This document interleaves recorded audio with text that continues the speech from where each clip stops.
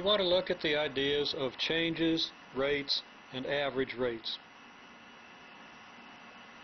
Let's start with a simple example. Let's say that the temperature of something that we're wanting to observe, outdoor temperature, although that's pretty hot out there, that would be close to 120 degrees Fahrenheit, not unheard of, but pretty hot. But the temperature changes from 50 to 20 degrees Celsius. Okay? And let's say that happens between 2 p.m. and 7 p.m. This might happen, for example, in a desert where the sun goes down early. Okay, temperature might go from very hot in your car at 50 Celsius to 20 degrees at 7 p.m. Okay? The question is, at what average rate did the temperature change? Now there's a question here. Why do we say average when we say rate? Why do we say average rate? Well, all we know is the temperature goes from 50 to 20 between 2 and 7 p.m.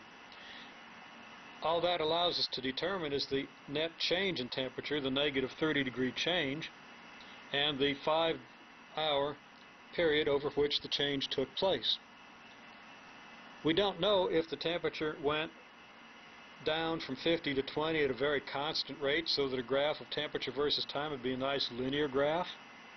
We don't know if the temperature might have gone up a little higher than 50 and then leveled off and then rapidly dropped to 20, or went up a little bit and dropped and then kind of slowed down as it came up toward 20. We don't know what the temperature did. All we know is what the net change was and the change in time, and that allows us to determine a rate of change, but it's going to be an average rate. We don't know anything about the in-between rates. We don't know if the in-between rates are all the same or if they're differing all over the place. Well, let's make a picture to go with this situation. Here we got a thermometer reading 50 Celsius. Here we got a thermometer reading 20 Celsius. Now, this event happens 5 hours after this. This event happens at 2 p.m. That's supposed to be a clock with a big hand at 2. And this at 7 p.m. Big hand at 7. 5-hour period, negative 30-degree change in temperature. Now, if the temperature changes by negative 30 degrees in 5 hours, then at what rate is it changing? Well, the way we answer that sort of question is we ask ourselves, well, how much does it change per hour? How much would it change in 1 hour at the same rate? Well, if we shrink our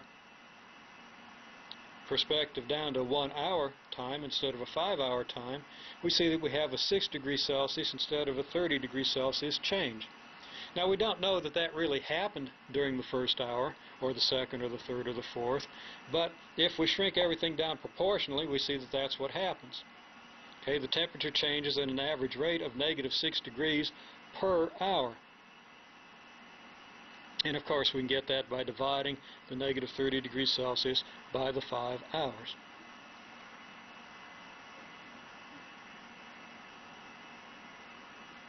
We could look at a possible graph of temperature versus clock time. Okay? Here we have 2 hours and 50 Celsius. Okay? I didn't label that, so let's say that's 50 there, and this is 10, 20, 30, 40. So at the 2 p.m. hour, temperature is 50. At the 7 p.m. hour, the temperature is now just 20. Okay, temperature is 20 at 7 p.m. If the temperature changes at a constant rate, then the graph is going to be linear, because a linear graph, the temperature is decreasing at a constant rate. Okay? Or we could follow the green graph here, where the temperature decreases more rapidly at first and then less rapidly toward the end. Okay? In either case, the temperature goes from here to here, and in either case, the average rate is the change in temperature divided by the change in time. Okay? Now, that average rate can be depicted by the slope of this graph. The slope from this point to this point is the rise divided by the run between the 2 points. The run extends from 2 p.m. to 7 p.m. That's 5 hours. We have a 5-hour run and a rise of negative 30 degrees. Temperature's decreasing, so the rise is negative. When we do the rise divided by the run.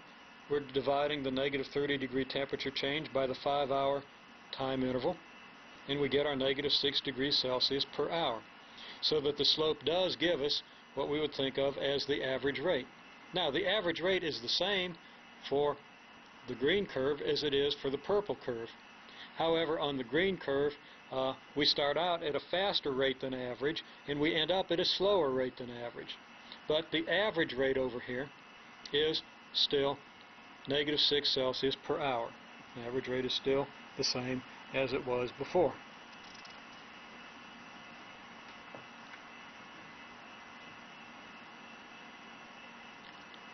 Let's talk about the word per for a minute. Now, that's not what cats say. That's P-E-R, and cats spell theirs, well, various ways, because cats don't spell very well. Okay, now, to say this per that is to say what? Well, you're saying how many of this we accumulate for every one of that. If it's dollars per hour, then that's how many dollars we accumulate for every hour. How many of this per that? Okay, degrees per hour. Okay, that's how many degrees we accumulate or change per hour. And that would be written as degrees slash hour. The slash can be read as per. And we see from the previous example why we have the slash there, why it's a division. Okay, because the change in temperature is divided by the number of hours to give us the number of degrees per 1 hour, degrees per hour. Meters per second. Okay, if something is moving along a straight line, let's say, it might move at so many meters every second. Okay, meters per second. How many of these per one of these? Okay, how many of these we get for every one of these? Meters slash second, meters per second. Dollars per week. How many of the dollars we get for every week? Dollar sign slash week. Miles per hour per second. Now, you might have to think a little bit about what that means, but it means how many of these we get for every one of these. Every second we get so many miles per hour. For example, when we're speeding up in our car, in a second we'll change by a certain number of miles per hour, and that would be miles per hour per second.